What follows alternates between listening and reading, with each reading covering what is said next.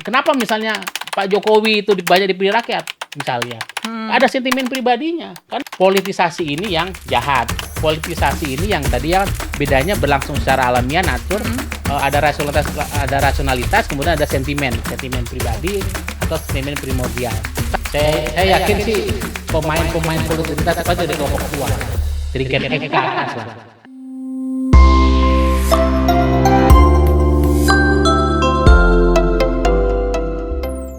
Salam jumpa, salam Indonesia. Halo semuanya, kembali lagi bersama kami di Syndicate Talk, sebuah persembahan dari para sindiket. Bersama saya, Lutfia, dan di sebelah saya ada Ari Nur Cahyo. Oke, jadi seperti biasa nih, kita bakalan ngebahas tentang situasi perpolitikan Ngomong apa terkini nih Via tentang kita Indonesia. sekarang? Topiknya apa nih kita sekarang? Topiknya hari ini kita bakal ngebahasin politik identitas nih, Mas. Politik identitas. Iya, betul. Oke. Jadi gini, Mas, Apa menariknya? menariknya Atau apa seriusnya? seriusnya Politik identitas itu gitu. Kalau kita bicara itu sekarang. gimana ya? Kita kan Indonesia tuh terdiri dari berbagai suku, bangsa, agama dan segala macam Betul. gitu. Bhinneka Tunggal Ika. Iya, Bhinneka Tunggal Ika, Beragam. betul, beragam.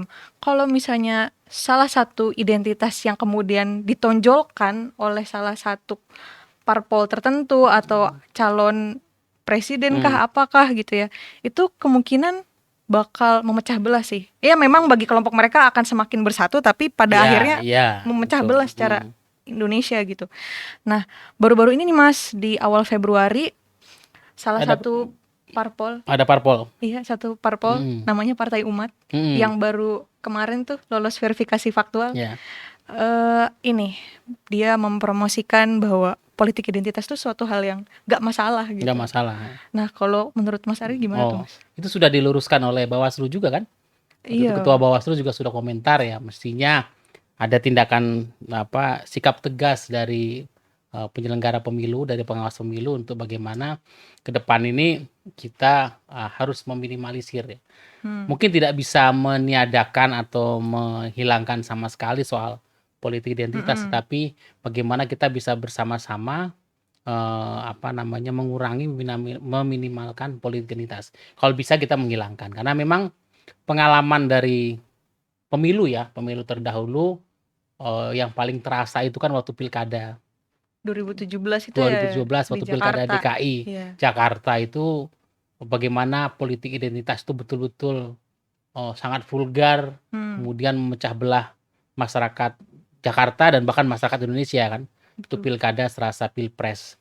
Kemudian pada pilpres 2014, kemudian pada 2019 juga kan nuansanya itu pada 2019 itu kan menguat juga soal politik identitas. Makanya sampai sekarang kan residu-residu pilkada DKI, kemudian pilpres 2019 itu kan masih terasa bagaimana pembelahan masif di masyarakat akibat politik identitas itu. Tapi mungkin kita bisa bedakan dulu Via. Mungkin juga kita cross check ke teman-teman di Partai Umat.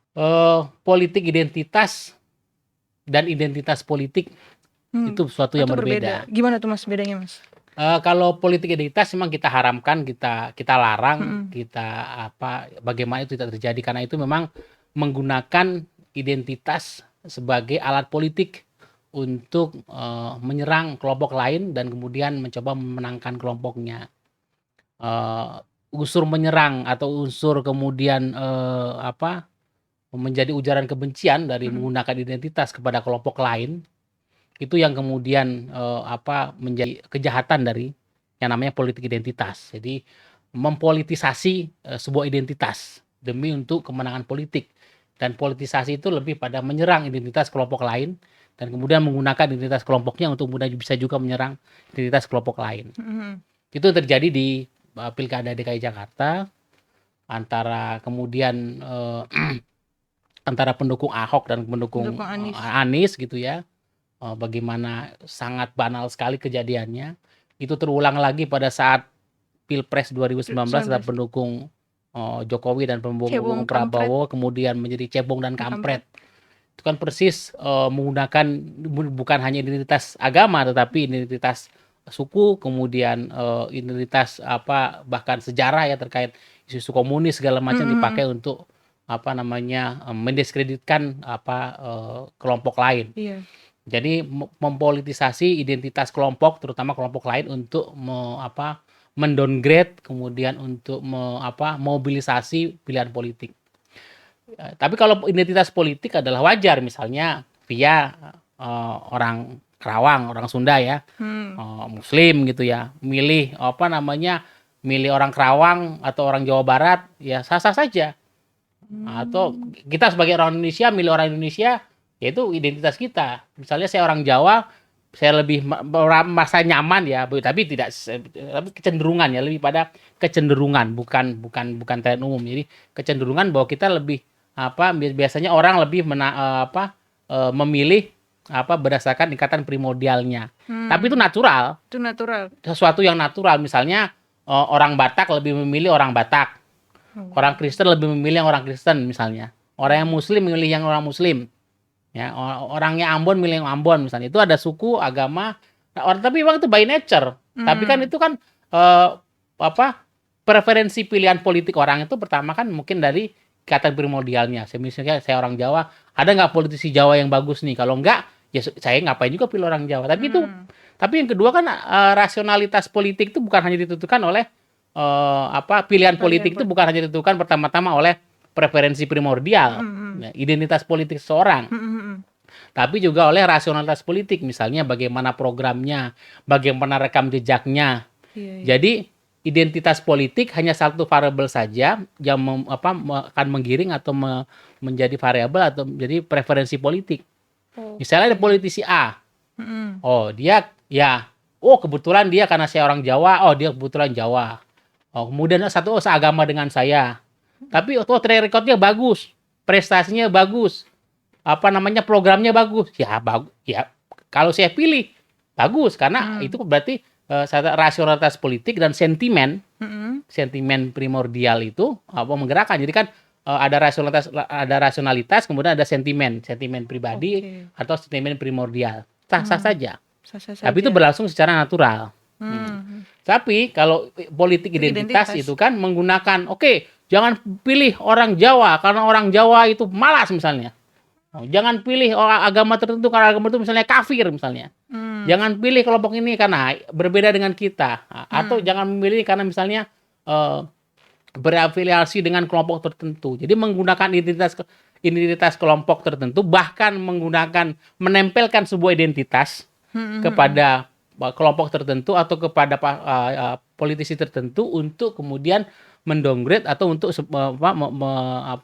menarik dukungan bagi kubu politik yang didukung.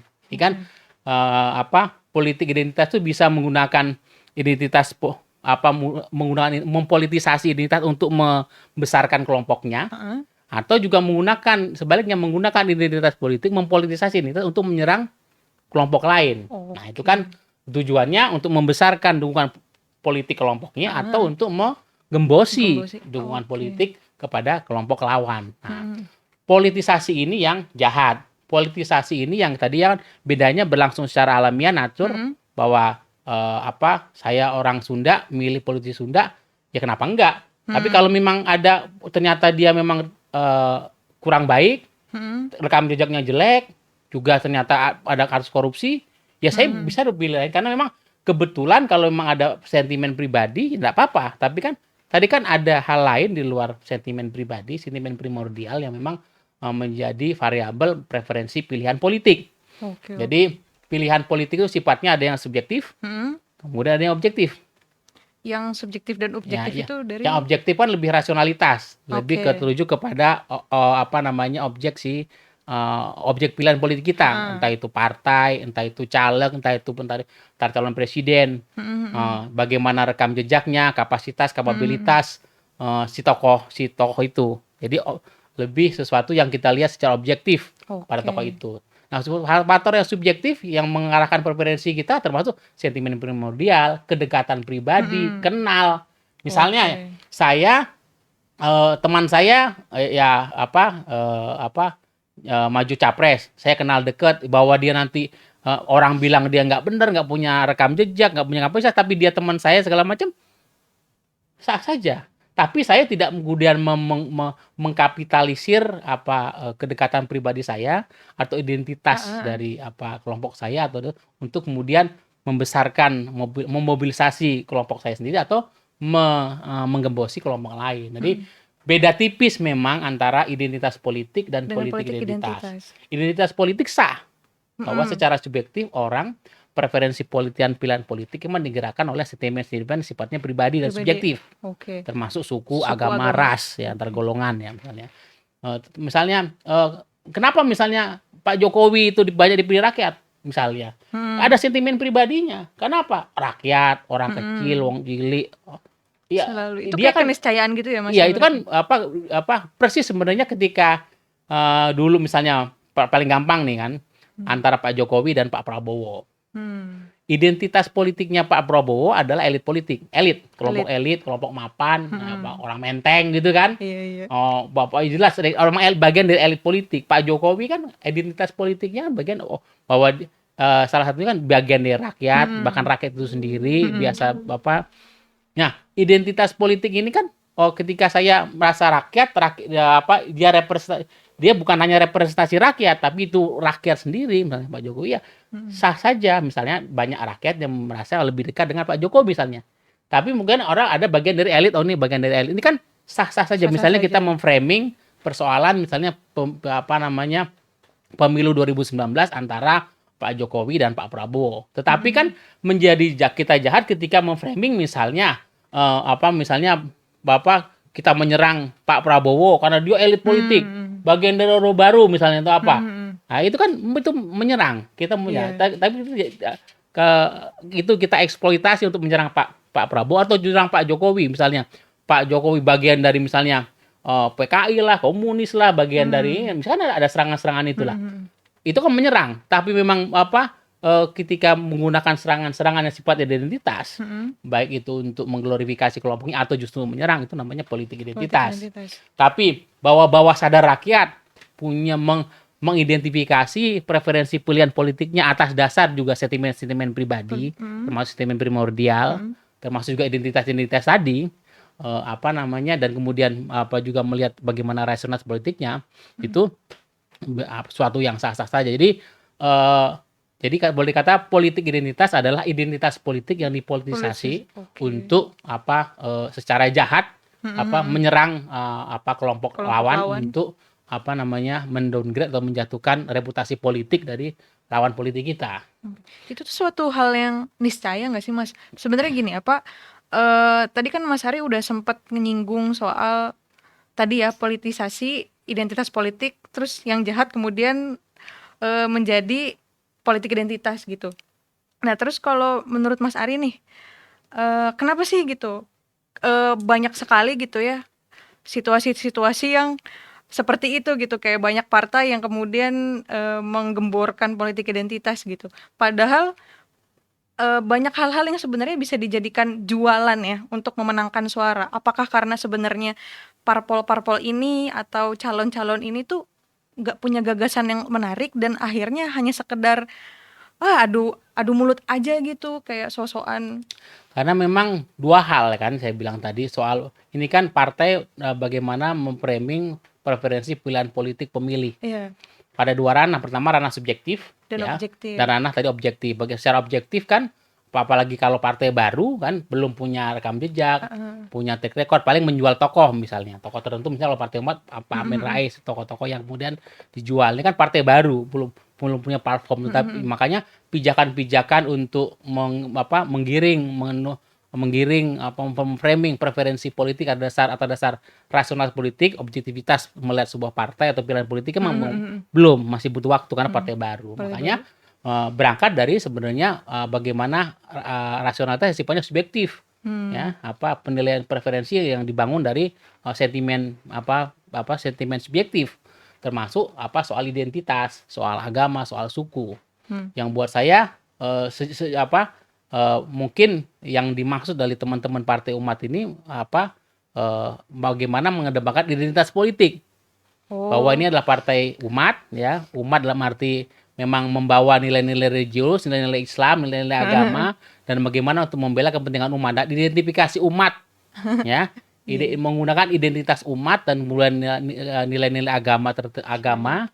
Ini mungkin yang dimaksud bagaimana menggunakan identitas politik keumatan tadi untuk membranding partai. Tapi makanya beda tipis teman-teman di Partai Umat membedakan antara identitas politik dan politik identitas. Tapi ketika misalnya partai ini misalnya menggunakan identitas politiknya kemudian untuk menyerang lawan politik atau partai lain misalnya, jangan pilih partai lain karena partai yang lain itu kurang agamis dari partai saya misalnya, menyerang. Atau jangan memilih partai ini karena memang tidak mengakomodasi nilai agama atau tidak misalnya, tapi pilih partai. Nah, itu kan menyerang, menggunakan identitas untuk itu sudah menunjuk kepada politik identitas.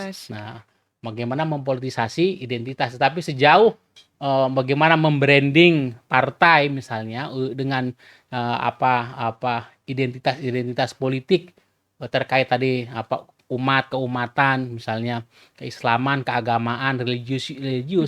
Buat saya itu bagian dari branding partai. Makanya nanti beda tipis nih Bawaslu sejauh mana partai-partai ini memang menggunakan identitas politik. Ya kebetulan kan kalau Partai Umat partai yang berbasis agama ya. Bagaimana identitas agama ini identitas agama digunakan untuk branding partai. Ya. Tapi kemudian tidak kebablasan menjadi memperhatikan politik identitas.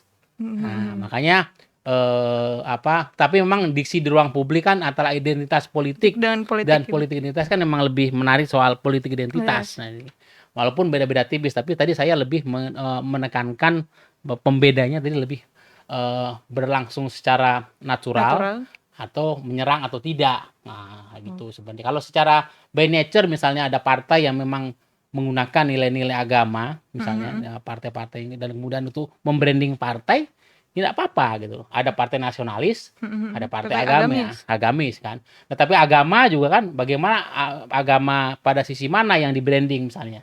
Itu berbeda. Ada banyak partai di luar Partai Umat yang menggunakan basis misalnya basis agama, misalnya PKS juga, PKB juga, PAN bisa, yang memang partai memang mendasarkan bagaimana basis pemilihnya berdasarkan agama misalnya. Tapi kan bagaimana pembedanya? Sama-sama berbasis partai agamis, apa yang membedakan?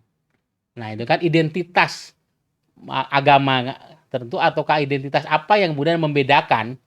Jadi satu partai dengan partai lain yang sama-sama partai berdasarkan agama. Sama juga seperti partai nasionalis. Sama-sama Golkar, Gerindra, misalnya PDIP, misalnya Golkar, sama-sama partai nasionalis misalnya. Nah, apa yang membedakan identitas politik, apa yang membedakan partai nasionalis satu partai nasionalis? Walaupun ada partai yang menyebut kami partai nasionalis dan agamis ya.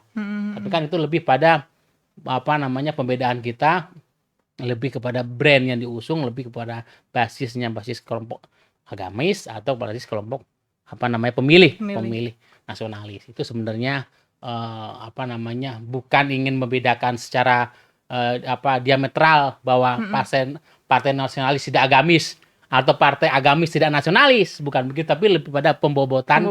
Mana identitas yang paling menonjol yang paling menonjol. Makanya identitas politik sebagai bagian dari identitas partai justru harus ditonjolkan.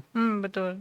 Buat saya. Tapi yang kita larang, yang kita haramkan, yang tidak boleh, yang kita basmi, yang kita kutuk, itu adalah bagaimana politik identitas. Nah, politik identitas itu adalah menggunakan identitas politik untuk menyerang. Bahkan identitas politik yang kadang-kadang sifatnya imajiner kan, misalnya kan kita bilang ada identitas sifatnya kiri tadi kan, misalnya itu kan identitas yang kadang-kadang ditempelkan begitu saja, kiri kanan gitu, yang lebih hoax, atau ada identitas yang terlalu kanan, atau pasti kan identitas yang ditempelkan, identitas imajiner itu entah itu identitas yang terlalu yang kanan atau yang agamis, terlalu agamis, atau identitas yang terlalu kiri kan, itu kan biasanya ditempelkan. Makanya sampai pada muncul identitas politik namanya kader cebong dan kampret. Nah, misalnya itu kan membuat bahwa sebenarnya pembelahan masyarakat yang terjadi akibat politisasi identitas itu kan saling menyerang, akibatnya ya lebih representasinya tadi pada identitas mengkristal pada yang disebut cebong, yang kemudian disebut kampret. Kampret. Oke, oke. Nah, itu yang sebenarnya sekarang kan muncul juga identitas yang kanan disebut sebenarnya misalnya kadrun, misalnya. Heeh. Ya kan? Ada identitas yang disematkan nih, identitas imajiner nih. Mhm, mhm. Ada identitas yang terlalu kiri, misalnya PKI lah, komunis lah, itu kan identitas yang imajiner yang bahkan sengaja dilekatkan secara itu kan ada dan tiada, itu kan dilekatkan kepada kelompok politik tertentu untuk menyerang, untuk menggembosi atau mendowngrade kelompok politik tertentu. Itu kita sebagai masyarakat nih, pemilih, sebenarnya harus menyikapinya kayak gimana sih? Bahkan kan kita aja kadang, nggak kita deng, kami beberapa kadang ada yang